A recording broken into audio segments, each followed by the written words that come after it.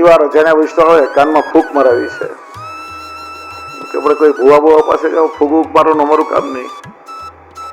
એક બેન મારી પાસે આવે, કર મારા બાબાનું નામ કમાવવું છે. સારા કામ કરશે તો કમાશે. નામ કમાવવું અથવા નામ નિવેદન કહેવાય. અને 40 દિવસ એટલા માટે વર્ણ પ્રમાણે બ્રાહ્મણ કે ક્ષત્રિય યજ્ઞોપવિતનો અધિકાર હોય એને 10 રાત્રિની વર્ધી લાગે, અને જે યજ્ઞોપવિત ન પહેરે એને 16 રાત્રિની વર્ધી લાગે. પણ માં ને બાળક છે એને 40 દિવસ સુધી આ શૌચ રહે છે. આજકાલ બધા પાળતા નથી. એનું કારણ છે કે બાળકનો જન્મ થાય પછી આ એન્વાયરમેન્ટમાં સેટ થતા એને 40 દિવસ લાગે છે. એમ બાળકનો જન્મ થાય ત્યારે માના શરીરમાંથી પણ બધું સત્વ ચાલ્યું જાય, એના બોડીને રીજનરેટ થતા પાછા 40 દિવસ લાગે છે. ત્યાં સુધી બંનેમાં ઇમ્યુન પાવર હોતો નથી, રોગ પ્રતિકારક ક્ષમતા ન હોય. એટલે કોઈ પણ રોગ એ સમયમાં જો શરીરમાં લાગે તો જીવનભર પછી ઘૂસી જાય. એટલા માટે જ આપણે ત્યાં દેશમાં ધૂપ આપે કે કોઈ પણ વાયરસ કે બેક્ટેરિયા ના આવી શકે. ઘીવાળા પૌષ્ટિક આહાર ખવડાવે માને કે જેનાથી એ સત્વ શરીરમાં પાછું આવે. 40 દિવસમાં એ બધું નોર્મલ થાય છે. એટલા માટે આપણે ત્યાં આશો જ પડાય છે. ઘરની બહાર ના જવાય માને બાળકે. આજકાલ 5-7 દિવસ થાય એટલે જ્યાં તે હરતા પડતા થઈ જાય પછી બાળકોએ માયકાંગલા માંદા રહે અને પછી માં પણ વારે ઘડીએ માંદી પડે. બહુ સાયન્ટિફિક છે આપણી આખી પદ્ધતિ. શાસ્ત્ર એમને પાડવાનું નથી કહેતા કઈ પણ વસ્તુ. તો પ્રથમ સંબંધ કાન દ્વારા થાય. પછી નંદરાયજીએ સાંભળ્યું લાલનનું પ્રાગટ્ય થયું. 2 લાખ ગાયો બ્રાહ્મણને સજાવી શણગારીને દાનમાં આપી છે. નંદરાયજી પાસે કેટલી ગાયો હતી? નંદાલયમાં 9 લાખ. 72 કરોડની સંખ્યા નથી બતાવી, પણ એનું એક પ્રમાણ મળી શકે છે.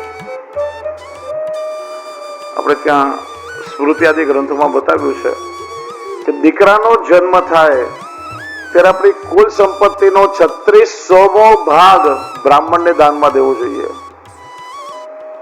તો નંદરાયજી 2 લાખ ગાયો આપી, 2 લાખ ને 3600 વડે ગુણો તો 72 કરોડ થાય.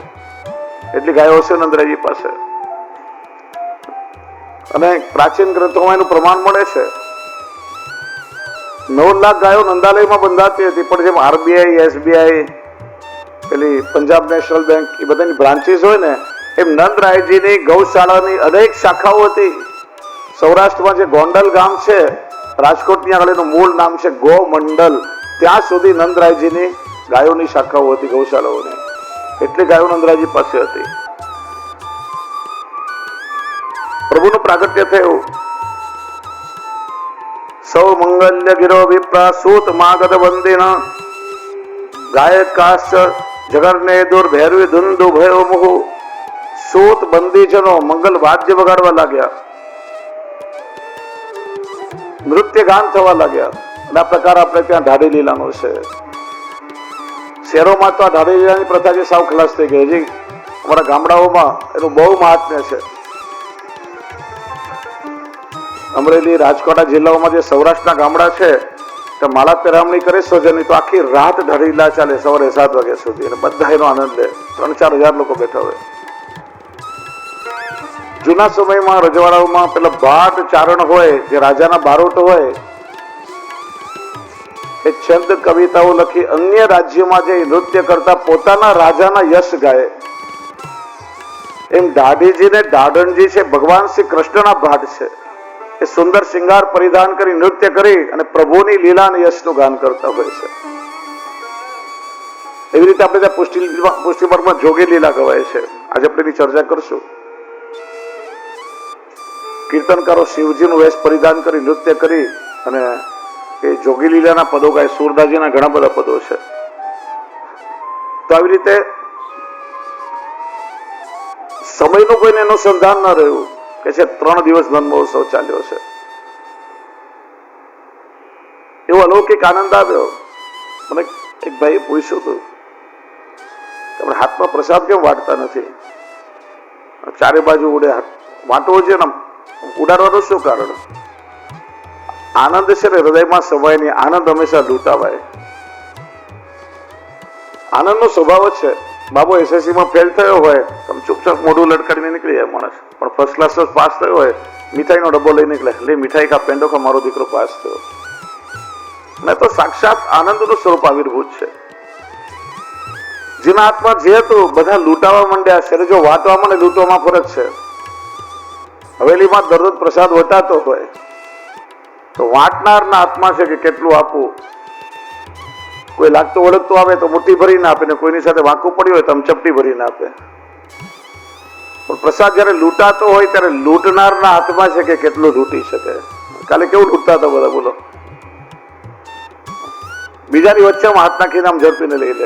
એ આનંદ છે, એ આનંદ લૂંટાવાનો છે. એટલે નંદ મહોત્સવમાં હંમેશા એ લૂંટાવાય છે પ્રસાદ. એ સમયમાં હાથી, ઘોડા, પાલકી બધા વાહન હતા. નંદરાયજીએ બધાને વાહનો આપ્યા છે, ગિફ્ટમાં દાનમાં આપ્યા છે બધાને. જુવાનો હતા, હાથી ઘોડા આપ્યા. જે ગરડા વ્રત હતા એને પાલકી આપી. ગામના ગામ જમાડ્યા છે. બધાને લાડુ, પેડા ને ગરડાઓને બધાને આમ લાપસી વાટી છે. કારણ કે મોઢામાં દાંત ન હોય ને સીધી ઉતરી જાય અંદર. તો માનો આજે લાલાનો જન્મ થયો હોય તો નંદરાયજી શું આપે બધાને? જુવાનન કો હીરો હોન્ડા, બૂઢેન કો મારુતિ આપે. અને જમાડે શું? જુવાનન કો પાઉં ભાજી, બૂઢેન કો પેપ્સી. હવે વિનોદની વાત છે. આ પાછળનો એક પ્રસંગ પણ છે. ગોકુલની બાજુનું એક નાનકડું ગામ, એક બ્રાહ્મણ પરિવાર રહેતો હતો. એમને સાંભળ્યું કે નંદરાયજીને ત્યાં લાલાનું પ્રાગટ્ય થયું, મહામના બન્યા છે, જેને જોઈ એ બધું આપે છે. હું પણ જાઉં આશીર્વાદ આપું લાલાને અને કંઈક સારી વસ્તુ લઈને આવું. એ ગોકુલ તરફ આવી રહ્યા હતા, કોઈ હાથી પર સવાર થઈને, કોઈ ઘોડા પર, કોઈ પાલકીમાં આવીને બધા જ આનંદ વ્યક્ત કરી રહ્યા હતા. તો વિચાર્યું હું પણ નંદરાયજી પાસે સરસ હાથી માંગુ. હાથી પર બેસીને આમ ગામમાં નીકળીશ, લોકો મારી સામે જોશે, શોભા વધી જશે. આવ્યો, સ્વસ્તિ વાચન કર્યું, આશીર્વાદ આપ્યા લાલાને. નંદરાયજી કે કોઈ પર શું જોઈએ છે? મહારાજ મને એક હાથી આપો. રસ્તી ચાલ્યા બાદ ચિઠ્ઠી લખી આપી બાવટને. સરસ મજાનો જુવાન હાથી પસંદ કર્યો. કઈ રીતે ઉભો કરવો, બેસવો, વાળવો, સંચાલન શીખી લીધું.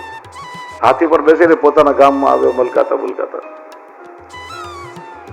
હવે ઝૂંપડી એક નાનકડી ગલીમાં, હાથી અંદર જાય નહીં એટલે ચોકમાં ઉભો રાખ્યો. પેલા ગોરણીમાં રસોઈ કરતા હતા. આવીને કરે, ભાગવાન જો તો શું લઈને આવ્યો?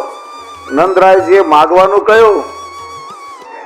જો મેં શું માગ્યું બતાવો. બહાર આવીને જો. બહાર આવે, ક્યાં છે? આ સામે શું છે? નંદરાયજીએ માગવાનું કહ્યું ને મેં હાથી માગ્યો. તમારામાં ક્યારે બુદ્ધિ આવશે? લગભગ પુરુષોએ સાંભળવું જ પડે આ ઘરમાં. એકાદ ગાય માંગી હોત ને તો આપણને દૂધ તો મળત. આપણે રહીએ ગલીમાં, ઝૂંપડામાં, માંડ માંડ આપણું પેટ ભરીએ યજમાનની દક્ષિણાથી. હાથીને ખવડાવશો શું? હા, એ તો મેં વિચાર્યું જ નહીં. જાઓ પાછો આપી આવો. વિલે મોડે હાથી લઈને પાછા આવ્યા. નંદરાયજી કે કેમ શું થયું? હાથી ના મળે? મહારાજ મળ્યો પણ પાછો દેવા આવ્યો છું. આપેલું દાન પાછું ના લેવાય. શું તકલીફ થઈ? કે મેં માંડ માંડ અમારું પેટ ભરીએ, હાથીને તો કેટલું ખાવા જોઈએ, ક્યાંથી એને ખવડાવીએ? બસ એટલી વાત. જાઓ, જીવનભર તમારા આખા પરિવાર સાથે હાથીની ભોજનની વ્યવસ્થા કરી આપી. એટલે તો પાછો હાથી પર સવાર થઈને આવ્યો. ગોરાણીમાં ચોકમાં જ ઉભા હતા કે મને ખબર નથી તમે પાછો લઈને આવશો. અરે ભગવાન, તને ખબર નથી કે નંદરાયજીએ હાથી સાથે પરિવારની ભોજનની વ્યવસ્થા આજીવન કરી આપી? એ તો ઠીક, પણ આપણે રહીએ ઝૂંપડામાં અને હાથીને બાંધવા વિશાળ આંગણ વાળું ભવન જોઈએ, રાખશો ક્યાં હાથીને? અરે હા, એ તો સૌ ભૂલી જ ગયો. જાઓ આપી આવો પાછો. ફરી લઈને આવ્યા. નંદરાયજી કેમ, હવે શું થયું? મહારાજ શું કહું, હાથીને બાંધવા માટે તો મોટું આંગણું જોઈએ. અમે એક નાના ઝૂંપડામાં રહીએ, હાથીને રાખશો ક્યાં? જાઓ, તમને એક મોટું ભવન દાનમાં આપ્યું. આમ નંદરાયજીએ બધાની ઈચ્છાઓ પૂરી કરી છે. મહામના બન્યા છે. લક્ષ્મીજીએ વિચાર્યું, આજે મને જે સૌભાગ્ય મળવાનું છે આ સંસારની કોઈ સ્ત્રીને નહીં મળ્યું હોય. આજે પારણામાં પોઢેલા મારા પતિના દર્શન કરવા છે, મારે એ લાભ ચૂકવો નથી. તમારામાંથી કોઈને મળ્યું સૌભાગ્ય? પારણામાં પોઢેલા પતિના કોઈ કર્યા દર્શન? લક્ષ્મીજી કે અવસર મારે ચૂકવો નથી ને. વ્રજમાં આવ્યા, વિચાર્યું કે જઈને નંદાલયમાં દર્શન કરું, પણ આવીને જો તો એક એક ઘર નંદાલય લાગતું હતું. ઘેર ઘેર તોરણ બંધનવાર ધ્વજા પતાકા ફરકતા હતા, રંગોળીઓ પૂરી હતી, દીવાઓ પ્રગટ્યા હતા. કે નંદાલય કયો છે? ભવનમાં અંદર જાય પેલી ગોપી કમાડ વાસીને ક્યાંક બહાર જતી હતી. પૂછ્યું, કોણ છો, ક્યાં જવું છે? મને ના ઓળખી. અરે હું લક્ષ્મી. લક્ષ્મી છો તો નારાયણ પાસે જાઓ, અહીંયા શું કામ છે? ખબર નથી, પ્રભુનું પ્રાગટ્ય થયું છે.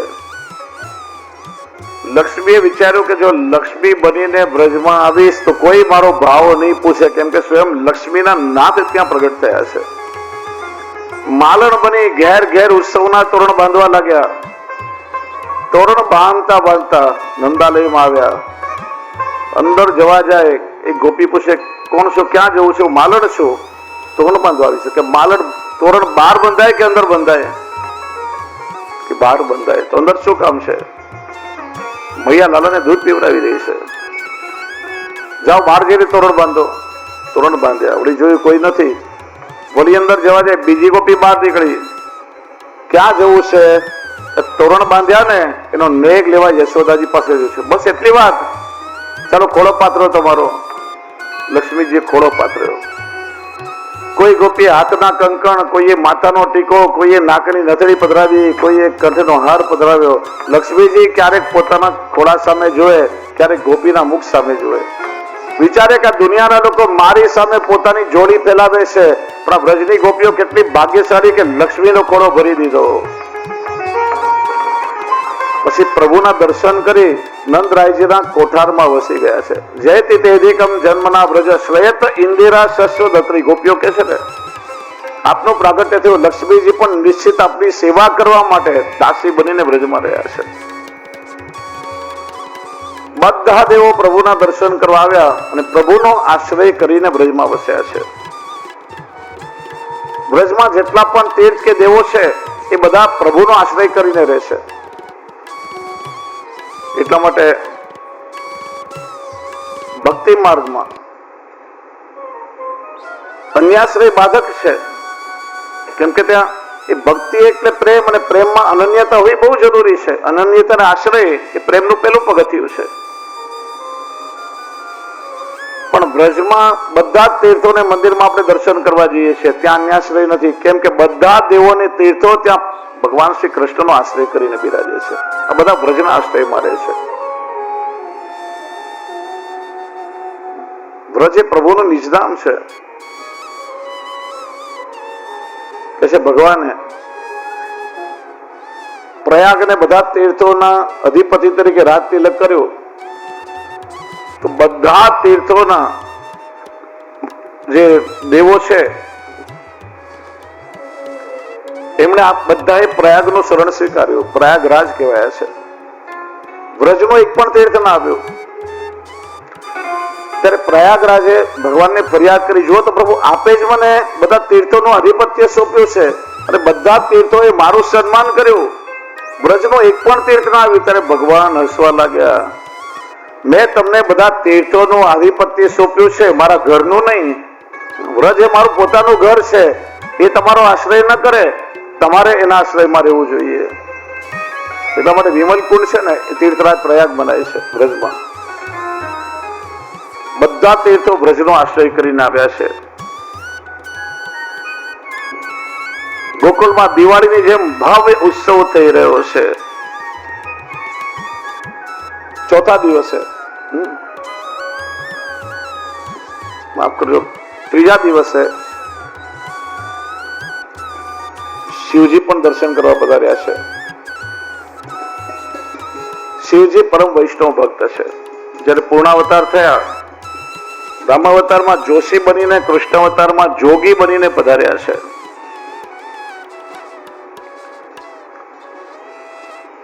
શિવજી વિચારે કે પ્રભુના આ દર્શનનો લાભ મને ક્યારે મળે? જટાજૂટ જોગીનું રૂપ લીધું છે, ગળામાં ભુજંગ લહેરાઈ રહ્યો છે, આખા અંગ પર ભસ્મ લાગેલી છે. દ્વાર પર આવીને જ કહ્યું, અલખ નિરંજન, મૈયાને એમ કોઈ યાચક દાન માંગવા આવ્યો છે. ચાંદીની થાળીમાં સોનાના સિક્કા भरी मैया दान लेने आवा. लो बाबा दान ले लो. शिव जी के मैया ये दान मुझे नहीं चाहिए, मुझे तुम्हारे लाला के दर्शन करने हैं. मां विचारे आ जटाजूट जोगी ने जोईने मारो लालो डरी जશે. तो बाबा दान चाहिए इतना ले लो, लेकिन मेरे लाला के दर्शन नहीं कराऊंगी. शिव जी कहे मैं दर्शन किए बिना वापस नहीं जाऊंगा. मां के હું દર્શન નહીં કરાવું. ત્યારે ગોકુલની ગલીમાં શિવજી પદ્માસન લગાડી પ્રભુનું ધ્યાન ધરીને બેસી ગયા. હવે તો દર્શન કર્યા વગર કૈલાસમાં પાછો નહીં જાઓ. ઠાકોરજી લીલા કરી પારણામાં પોઢ્યા પોઢ્યા પ્રભુ જોર જોરથી રડવા લાગ્યા. માં દૂધ અરોગાવે તો દૂધ ના રોગે, ગોપીઓ રમકડે રમાડે તો રડવાનું બંધ ન થાય. હકીમોને બોલાવ્યા, વૈદ્યોને બોલાવ્યા, ઔષધિયા પાયા, લાખ ઉપાય કર્યા, પણ લાલાનું રડવાનું બંધ ન થાય. આખું ગોકુલિયું ગામ ગાંડું બનાવ્યું. ત્યારે ગોપી કે મૈયા જેદીથી પેલો જોગી આવ્યો હતો ને ત્યારથી આ લાલો રોગી લાગે છે. કોઈ જઈને જોગીને બોલાવી લાવો, નજર ઉતરાવો. गोपियों આવી, शिव जी के बाबा चलो मैया आपको बुला रही है. गोपियों निकली पड़ी. शिव जी ने के बाबा मैया आपको याद कर रही हैं. शिव जी पधारा. मैया के बाबा लगता है मेरे लाला को नजर लगी है, कुछ उपाय कीजिए, रोना बंद ही नहीं हो रहा है. लाओ मैया मेरी गोद में दो. नहीं बाबा दूर से ही कोई उपाय कीजिए, गोद में नहीं दूंगी. तो भैया हमारे यहाँ तो ऐसा ही उपाय होता है, यदि नजर उतारनी है तो मेरी गोद में देना पड़ेगा. जहाँ मैया है प्रभुने तोड़ीने शिवजीना खोलामां आप्या. शिवजीए हृदय लगाड्या. शिव सामळीओ बंने भेट्या. देवोए पुष्पवृष्टि करी. शिवजीए ठाकोरजीनुं चरण लई मस्तक पर धर्युं छे. तो ठाकोरजीना डाबा चरणमां चंद्रनुं चिन्ह छे. श्री हरियाजी भावनामां बतावे छे. शिवजीए प्रभुना चरण लई मस्तक पर पधराव्या. એટલે મસ્તકનો ચંદ્ર ઠાકોરજીના શિવજીના મસ્તકનો ચંદ્ર પ્રભુના ચરણમાં આવ્યો છે. કેમ કે પરમ વૈષ્ણવ ભક્ત શિવજી છે. એ રીતે સમયનું અનુસંધાન ન રહ્યું. ચોથા દિવસે નંદરાયજી ગોકુળની રક્ષાની જવાબદારી ગોવાળિયાઓને સોંપીને મથુરા કંસને વાર્ષિક કર ચૂકવવા માટે ગયા છે. ગોપાન ગોકુળ રક્ષાયામ નિરૂપ્યમ મથુરામ ગત નંદ કંસસ્ય વાર્ષિક્યમ કરમ દાતુ કરુરુહ. નંદ એટલે જીવ, ગો એટલે ગાય, અને ગો એટલે ઇન્દ્રિયો.